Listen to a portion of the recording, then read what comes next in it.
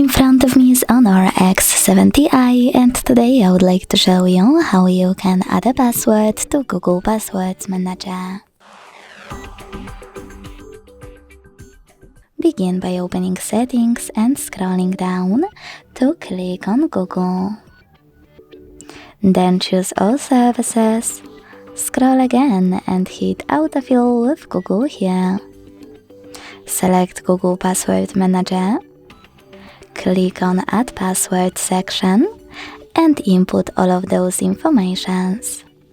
Pick an app or a website over here.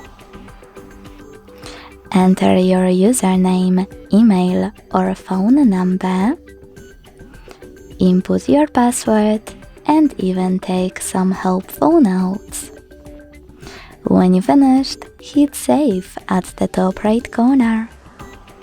As you can see, after a couple of seconds, my password was successfully added.